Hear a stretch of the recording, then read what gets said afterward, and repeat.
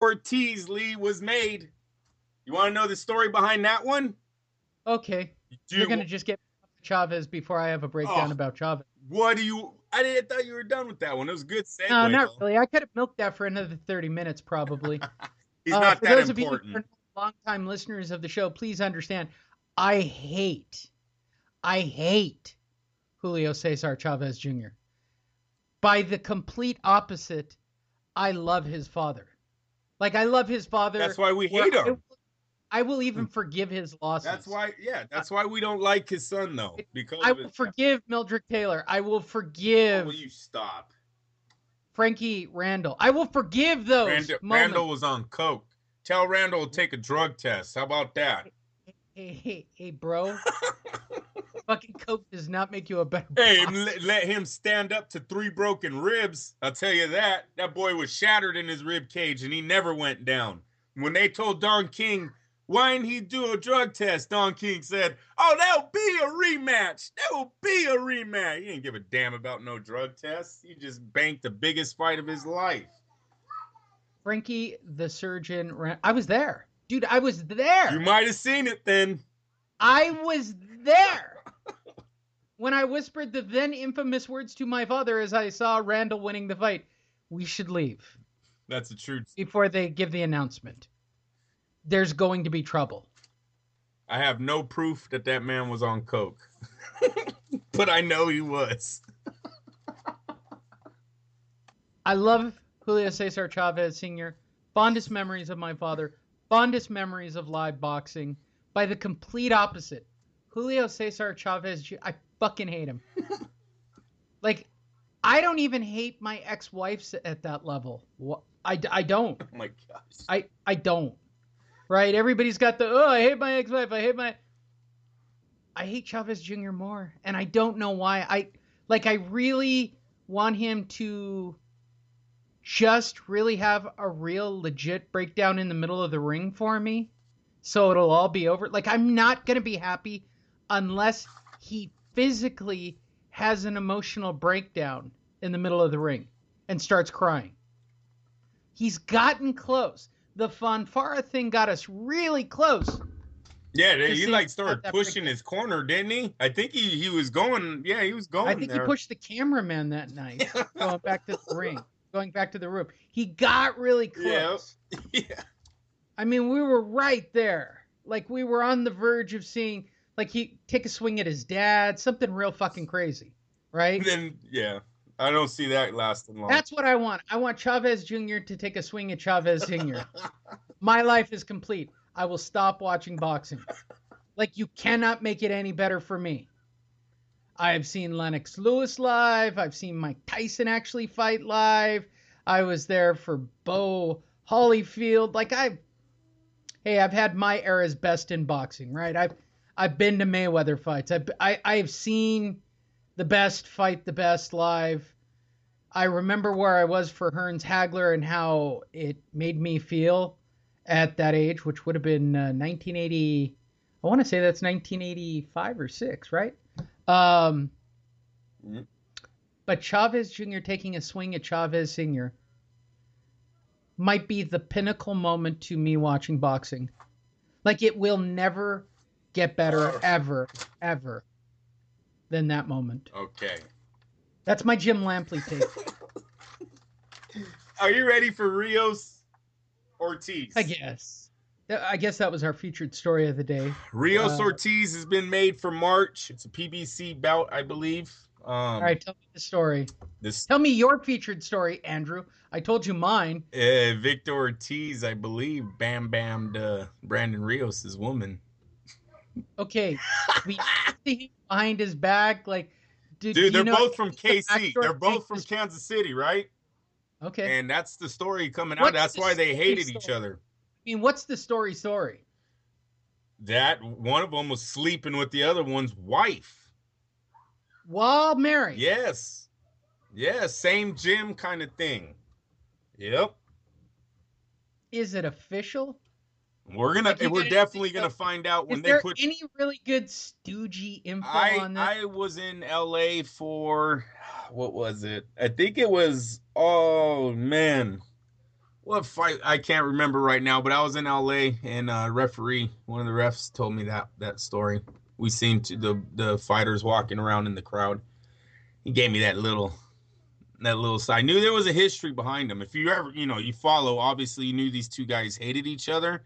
I just didn't know why. I knew they were both from KC, so you thought it was a little home rival thing, but no, this scar goes a little bit deeper than that. It's gonna be a crazy fight, especially if it is Ortiz that slept with Rios's woman. Rios is a crazy dude, Lee.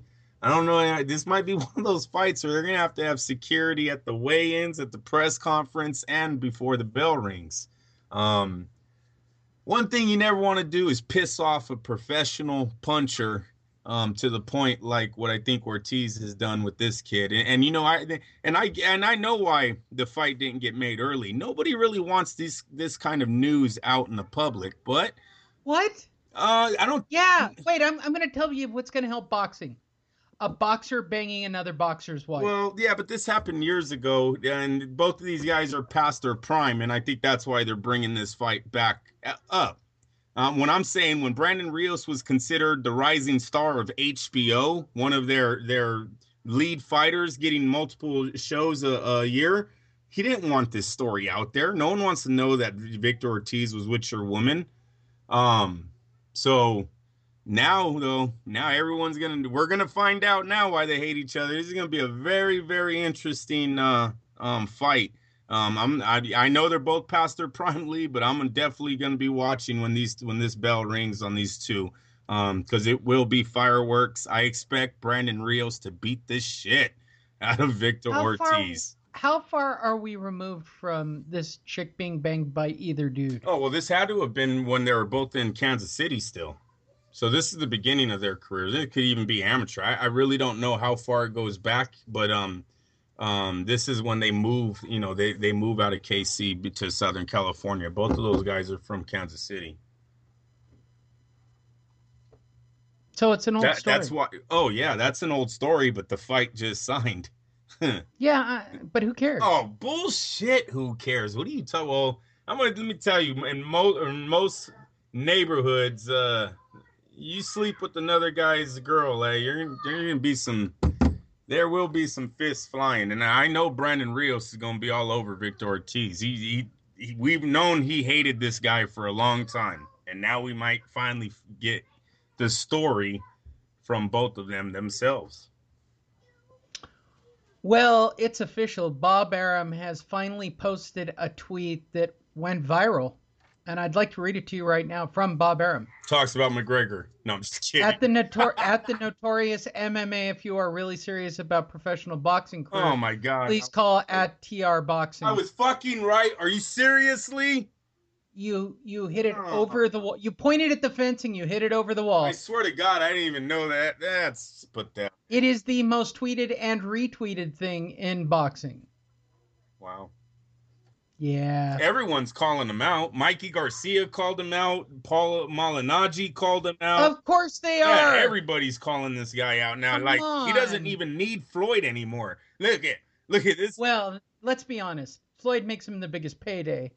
They're all going to do the same thing. I can't believe. I don't know about that, because he does great numbers already with UFC fans alone. And I know everyone thinks that UFC and boxing fans are the same, or there's a lot of the same, but there's truly not. There's a lot more boxing fans that don't watch the MMA that would probably tune in to a Paulie Malignaggi versus McGregor. Why not? Paulie Malignaggi is one of the best boxers in the game. Now, he's past his prime, but when you talk about skill, when you talk about head movement, feet movement, jabs, just guys that know the game, the technical game to the sport, Paulie's perfect. Paulie would be the guy to be like, okay, look it, Paul Malignaggi slapped the shit out of you, dude. You really don't want this. You're lucky you didn't play with Mayweather. That's what he's like, a gauge to see if he can even compete in this sport. So I'm tuning in, and I think there's about 2.5 other million boxing fans that do not watch the UFC that would tune into this fight too. So Yeah, no, Floyd, if that was ever really going to be something, to me, it's Floyd that should be a little bit nervous that he just lost his opponent. Because if you're only going to pay him $100 million like he demanded, McGregor himself said he only needed 100. Shit, Paul Malignaggi and you will give you 100 million. Are you shitting? I'm telling you, it was totally made me think of Austin Powers when the evil, what is his name? Yes, Yeah, I want 1 million. I mean, come on, 100 million, please. That was pathetic. So that's not a high price, especially in what he's thinking about doing, merging the two sports on pay-per-view. You make 100 million fighting Paul Malignaggi. Anything else you want to talk about? Oh, yeah, there's a lot to talk about. Juan Manuel Marquez has finally came out and said he's not retiring. And why that's big news now is because it really seems like we need Juan Manuel Marquez to get some people to pay attention to the sport. So no, I don't want him to fight. I don't want Robert Guerrero to fight. I don't want anybody with that much scar tissue getting into the ring. I want him back if only 800,000 is going to watch the next two pound for pound. What am I going to get? Marquez Cotto? That's a great fight, though, Lee. I like that. Dude, I don't even know. Someone's going to die in that fight. I am so tired of the Cotto versus Kirkland rumors. Stop it with Kirkland. James Kirkland, we're so past this, man. It's pathetic. This guy lost his ranking when he got put in prison. Stop it. Kirkland, way past it. I'm done with him. It should be Cotto versus Bradley or Cotto versus Marquez. This is two... superstars in both fights. These are good fights for the sport too, Lee. I don't think they're pay-per-view. I think Cotto Marquez definitely pay-per-view, but not Cotto Bradley. That's HBO, but I think a lot of people would tune in. So we have them coming back. HBO and Showtime are going to be showing two shows at the same time on January 28th, because that's real smart, Lee. When you're only doing like half the views that you used, not even half, huh? Fucking pathetic. Well, I guess 1.6 probably was an average. Yeah, so half of what you used to get, they decided to run both shows at the same time. Frampton, Santa Cruz, and Garcia versus... Now, his opponent is a very hard name, Dejan Zachlamin, but he's undefeated, Lee. He's the WBC champ. He's undefeated at 22-0-15. So that's a pretty good matchup for Mikey Garcia coming back off of his long, vacation or whatever. He was all in that court date with Top Rank trying to get out of his contract. So you got Frampton, Santa Cruz, the rematch. Garcia versus the WBC lightweight champ. This is going to be at the MGM. And then you got Francisco Vargas will be putting up his title against the number one ranked WBO contender Miguel Burchett. And he has a record of 31-27. So that's a decent record too. And there's a good fight on the undercard of this HBO. I don't know why I didn't write it down. It's the Japanese fighter that went Mikira, I think is how you said his name. He went to war with Vargas, and they're going to bring him back against Miguel Roman, I believe is what the press release said. Miguel Roman and him are going to fight for the shot at Vargas and however you say Burchett.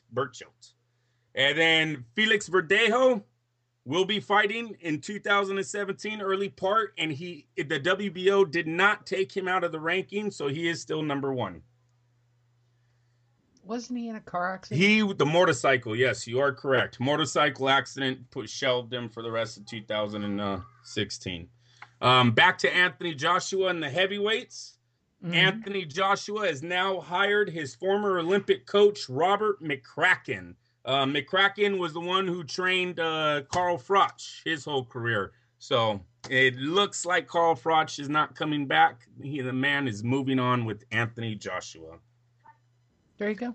Oh, I'm still going. Hold on. Keep going. Nonito Donaire calls out Manny Pacquiao. Did you hear about this? No. Yeah, Manny Pacquiao talking that shit in the Philippines, Lee. He went back to the Philippines and told them that Nonito Donaire was lazy and didn't go hard in training. You have to train hard and wisely. Boxing is no joke. whoever your trainer is, if you don't train seriously, you'll end up with nothing. I say them two should fight. I don't know. But yeah, he went, and so